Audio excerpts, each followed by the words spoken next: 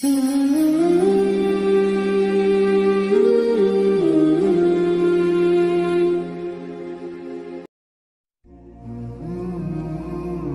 الاول شریف کا مہینہ شروع ہو چکا ہے 1442 ہجری، اکتوبر 2020 میں۔ اب آپ دیکھیں یہ ہمارے ادھر چوک کے اندر وہ بڑا بینر لگ گیا ہے، نثار تیری چہل پہل پہ ہزاروں عیدیں ربیع الاول، سوائے ابلیس کے جہاں میں سبھی تو خوشیاں منا رہے ہیں۔ تو وہ ابلیس کس کو کہہ رہے ہیں؟ جو ان کے طریقے پہ نہیں منا رہا۔ ان سے پوچھے یہ آپ کا طریقہ کب شروع ہوا ہے؟ تو اعلیٰ حضرت ہی بتاتے ہیں کہ رسول اللہ کی وفات کے 800 سال بعد نبی علیہ السلام کا تو طریقہ یہ تھا جو صحیح مسلم میں ہے کہ آپ پیر کا روزہ رکھا کرتے تھے۔ پوچھا کہ کیوں رکھتے ہیں؟ فرمایا فیہ ولدت وفیہ انزل علیہ، اس دن میں پیدا ہوا، اس دن مجھ پہ پہلی وحی نازل ہوئی۔ اور یہ پوری دنیا کا راشن اکٹھا کر کے کھا رہے ہوتے ہیں روزے کی بجائے، اور اس کو نام دیا ہوتا ہے انہوں نے عید کا۔ اور پھر جب پوچھے کہتے ہیں جی عید والے دن تے تہن پتہ روزہ نہیں ہوتا، تو اے تسی منو پہ دسدے ہو؟ میں تو تہنوں نبی علیہ السلام دا فرمان دسدا پیا ہاں کہ آپ نے اپنی خوشی جڑی ہے، قرآن کی خوشی اور اپنی پیدائش کی خوشی، فیہ ولدت وفیہ انزل علیہ، اس دن میں پیدا ہوا، اس دن مجھ پہ پہلی وحی نازل ہوئی۔ جشن قرآن اور جشن میلاد تو رسول اللہ نے صلی اللہ علیہ وآلہ وسلم روزہ رکھ کے منایا، اور آپ جو ہے وہ راشن کے ذریعے مناتے ہیں، اور وہ بھی لوگوں سے ہتھیا کے۔ ادھر تو آپ کو آئیڈیا نہیں ہے، پنڈی میں آپ چلے جائیں گاڑی کے آگے آپ کے آگے کھڑے ہو جاتے ہیں، جب تک آپ کچھ نہ دیں وہ آپ کی گاڑی کو آگے نہیں جانے دیتے۔ یہ نبی علیہ السلام نے اپنے صحابہ کی یہ تربیت کی تھی کہ اس طریقے سے میلاد منانا ہے۔ اب انہوں نے دین کے طور پہ اڈاپٹ کیا ہوا ہے، اور پھر کہتے ہیں دیکھیں نا جی دو گھر ہیں، ایک کے اندر میلاد ہو رہا ہے کہ نہیں ہو رہا، تو ظاہر ہے کہ جو کر رہا ہے اسی کو خوشی ہے، جو نہیں کر رہا ہے اس کو نہیں خوشی۔ تو سر پھر اس کی اپنے دعائی ان کو دی ہے نا کہ سر ربیع الاول میں تو یہی کیس ہے، لیکن ربیع الاول سے 2 مہینے پہلے محرم بھی گزرا ہے۔ 2 گھر تھے، ایک گھر کے اندر ماتم ہو رہا تھا اور آہو بکا تھا، نوحہ ہو رہا تھا، دوسرے گھر کے اندر جو ہے وہ ٹی وی بھی چل رہا تھا۔ یہ والا گھر شیعہ کا تھا، یہ بریلویوں کا تھا۔ تو آپ بتاؤ کہ محبت اہل بیت کس میں ہے؟ جس گھر میں نوحہ ہو رہا ہے اور لوگ رو رہے ہیں حضرت حسین علیہ السلام کو یاد کر کے، یا اس گھر میں کہ جہاں پہ نہ کوئی نوح ہے، تو کیا کہیں گے کہ جی اس طرح کے طریقے سے تو نہیں محرم منانا ہوتا، تو اس طرح کے طریقے پہ میلاد بھی نہیں منانا ہوتا۔ آپ ویسے کنٹرول انوائرمنٹ میں پروگرام کریں، محرم میں بھی کریں، میلاد میں بھی کریں، جلسے کریں، سیرت کے اوپر، سورت کے اوپر، میلاد کے اوپر ہم بھی کرتے ہیں پروگرام، لیکن یہ جو آپ نے باقی ایکٹیویٹیز پھر اس کو دنیاوی برتھ ڈے کے ساتھ ریلیٹ کر کے، اور یہ ساری کی ساری ایکٹیویٹیز اسی طریقے سے 11ویں شروع کی ہوئی ہے، ابھی تو 11ویں کا مہینہ آنا ہے، اگلا مہینہ جو ہے وہ 11ویں کا آ جانا ہے، اس کے بعد پھر مہینہ آ جاتا ہے جناب معراج النبی کا۔ تو یہ پورا سال ہی معاملات چلتے رہتے ہیں، ایکٹیویٹیز رہتی ہیں، پورا سال رہتی ہیں۔ تو ایکٹیویٹیز کے اندر پورے کے پورے دین کو ڈال دینا، اور دین کی اصل سے آپ روگردانی کر لیں۔ آپ یہ شیعہ کی بھی آپ مساجد کے باہر سے گزریں تو آپ کو ہر تیسرے دن کوئی نہ کوئی دیکھ کھڑکتی ہوئی سنائی دے گی، اور بار اتنی مشکل اردو کے اندر جو ہے وہ ایسے ایسے الفاظ لکھے ہوئے ہوں گے کہ بندہ کہتا ہے یہ پتہ نہیں یار کون سا دین کا ہے، ٹھیک ہے؟ تو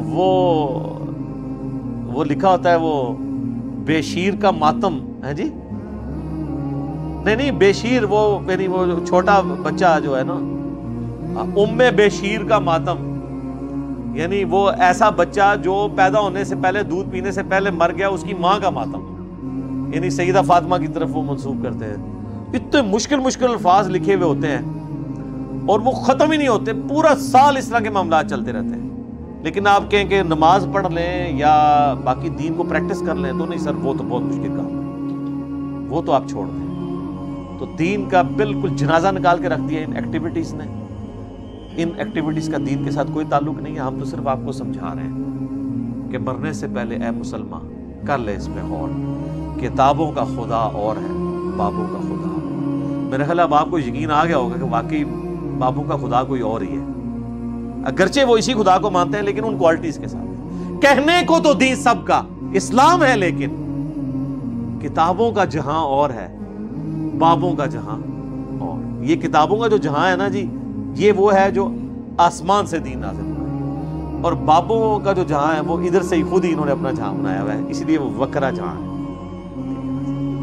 تو اس کا ایک اپنا ہی جہاں ہوتا ہے، وہ کہتے ہیں اس کا اپنا ایک جہاں ہوتا ہے اور وکرا جہاں ہوتا ہے۔ تو سر آپ دیکھ لیں پھر وقت جہاں کا کیا رزلٹ نکل رہا ہے. ٹھیک ہو گیا جی. یہ ساری باتیں آپ اللہ اور اس کے رسول کو جا کے بتائیں کہ جنہوں نے ان چیزوں کو مشروع نہیں فرمایا.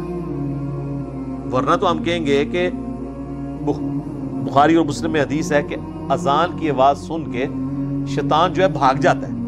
تو کیا تکلیف ہے کہ عیدین کی اذانیں نہ دی جائیں, کہ بعض لوگوں نے تو پڑھنی صرف عید کی نماز ہوتی ہے, تو کیا خیال ہے شروع نہ کروا دیں اذان, شیطان کو بھی بگائیں. تو ہمیں کیا کہا جائے گا کہ رسول اللہ نے نہیں دی, ثابت نہیں. وہ ثابت کو چھوڑو یار, حلال کام ہے کیوں نہ کریں. پھر آپ کو ہمارے والی ڈیفینیشن ماننی پڑے.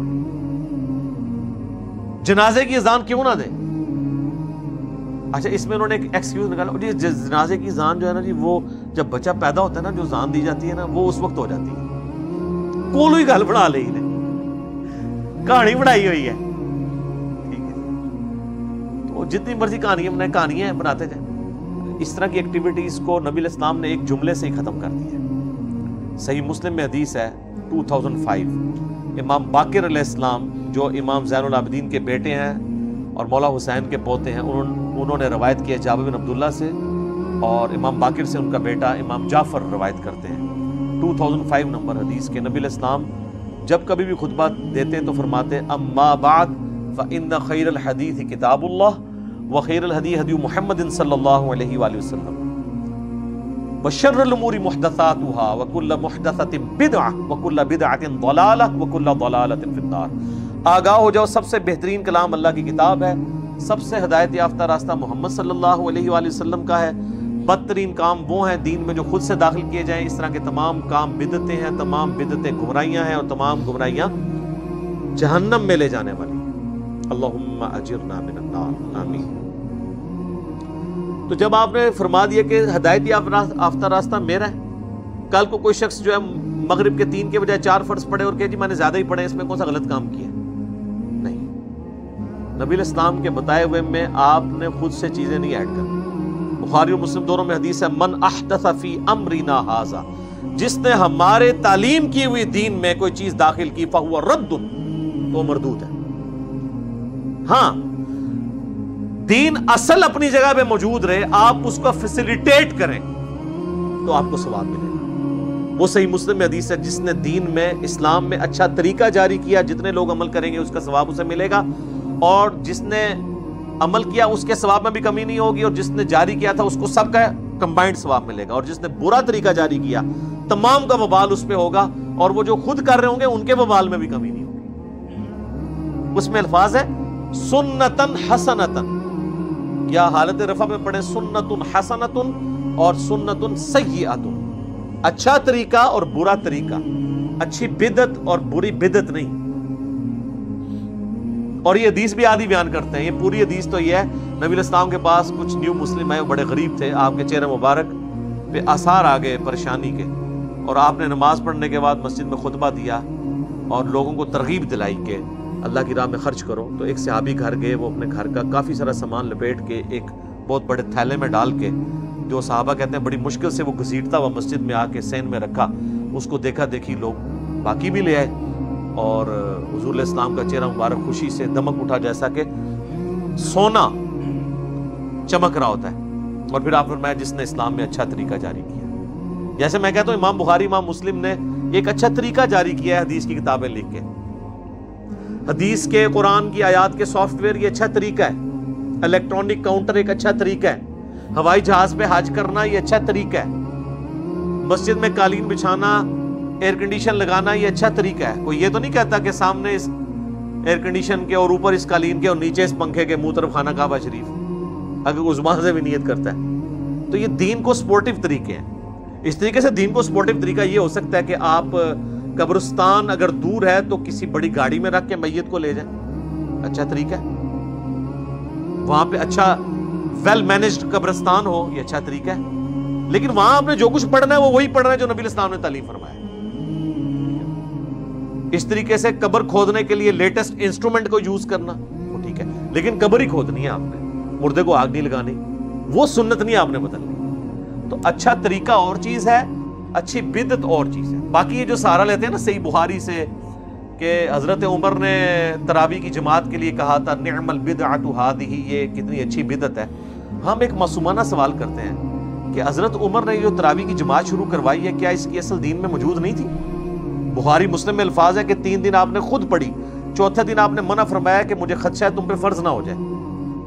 تو اس کی اصل تو حضور نے خود کی ہوئی تھی، جاری اس لیے نہیں فرمائی کہ فرض نہ ہو جائے.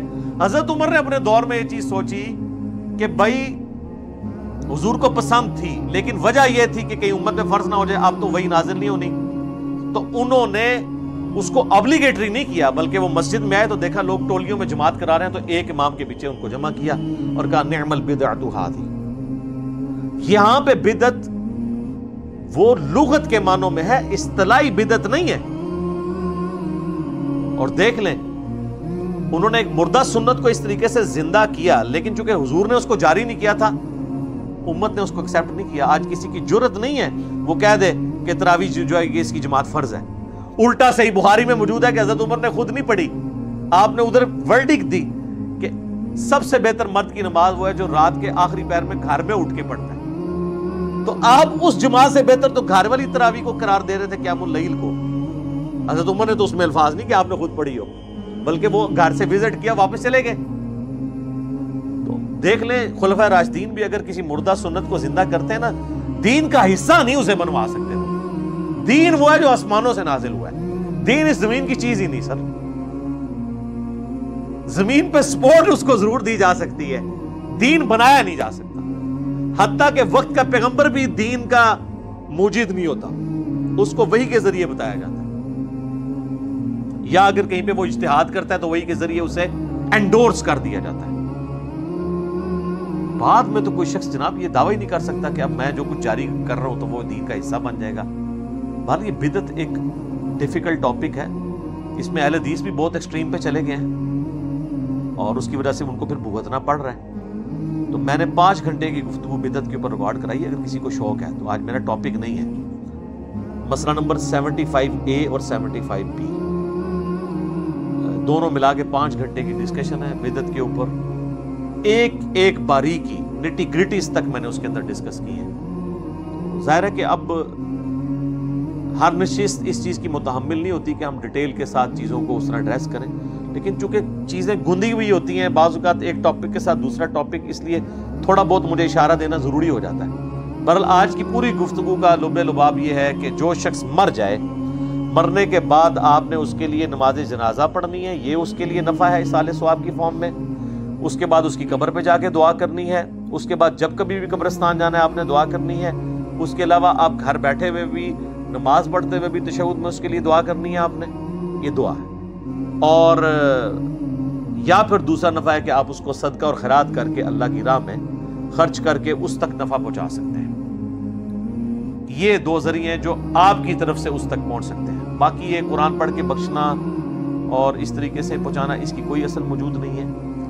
اولاد جو کچھ نیک اعمال کر رہی ہے، چاہے قرآن پڑھ رہی ہے یا نیک اعمال نماز کی شکل میں کر رہی ہے، حج کی شکل میں، وہ آٹومیٹکلی ماں باپ کو ثواب مل جاتا ہے. اس کے لیے بخشنا ضروری نہیں ہوتا.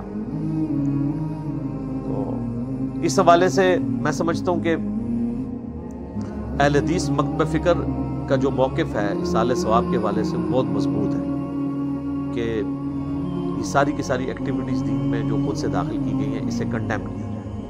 باقی جہاں تک ہمارے بریلوی بھائی ہیں، دیوبندی ہیں، شیعہ ہیں، وہ اس معاملے میں بہت آگے جا چکے ہیں. اب ان کو ریورس گیئر لگوانا بھی آلموسٹ مشکل ہو گیا ہے، کیونکہ آپ جو چیز انہوں نے دین سمجھ کے اڈاپٹ کر لی ہوئی ہے، اب آپ اس کے خلاف بولیں گے تو وہ تو سمجھیں گے کہ آپ دین کے خلاف بول رہے ہیں. اور سب سے پہلے وہ لوگ آپ کے خلاف کھڑے ہوں گے جنہوں نے کبھی نماز بھی نہیں پڑھی ہوگی. وہ اس طرح کی ایکٹیویٹیز کو اس طریقے سے مضبوطی سے دین سمجھ کے اڈاپٹ کیے ہوئے ہوں گے، لڑنے مرنے کے لیے تیار ہو جائیں گے. آپ دیکھتے ہیں کہ کئی جنازوں کے اوپر جھگڑا ہو جاتا ہے کہ جی جنازہ کس سے پڑھوانا ہے.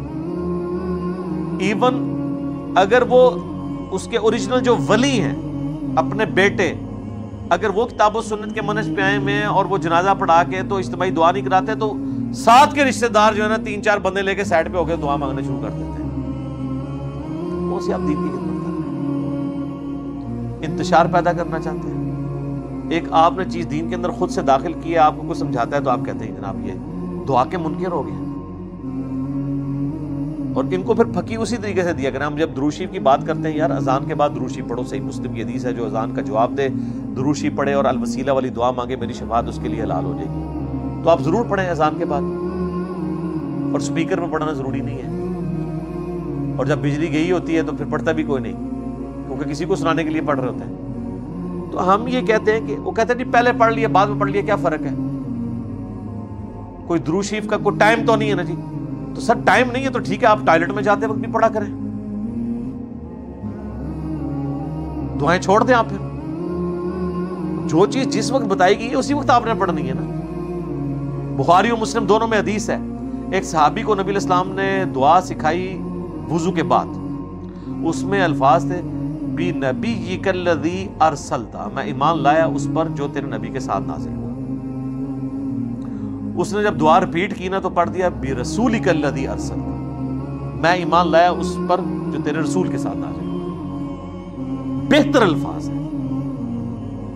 نبی تو تمام انبیاء ہیں, رسول تو صرف 315 ہیں 1,24,000 میں سے کم و بیش. تو نبی علیہ السلام فرمایا تم نے میرے الفاظ کیوں چینج کیے, تم وہی پڑھو جو میں نے سکھایا. اس نے نہیں آگے سے آرگومنٹ کیا کہ یا رسول اللہ یہ تو بہتر الفاظ ہیں. وہ پتا تھا کہ بھی نبی علیہ السلام کے الفاظ نہیں چینج کرنا. جامعہ ترمذی میں حدیث ہے, ایک شخص کو چھینک آئی, اس نے کہا الحمدللہ والسلام علی رسول اللہ. تو عبداللہ بن عمر نے کہا میں بھی قائل ہوں الحمدللہ والسلام علی رسول اللہ کہنے کا, لیکن اس موقع پہ نہیں, ویسے تم پڑھو رسول اللہ پر سلام. چھینک پر نبی علیہ السلام نے ہمیں صرف سکھایا الحمدللہ یا الحمدللہ علی کل حال. یہ 7 درود شریف نہ چھوڑو.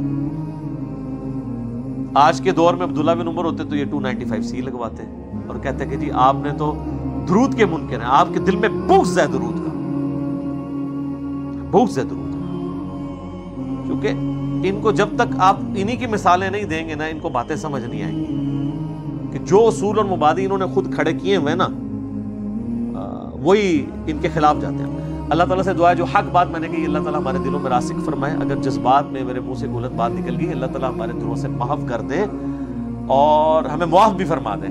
ہمیں کتاب و سنت کی تعلیمات پر عمل کر کے دوسرے بھائیوں تک پہنچانے کی توفیق عطا فرمائے. سبحانک اللہم و بحمدک اشہد ان لا الہ الا انت استغفرک و اتوب الیک وما علینا الا البلاغ المبین. جزاکم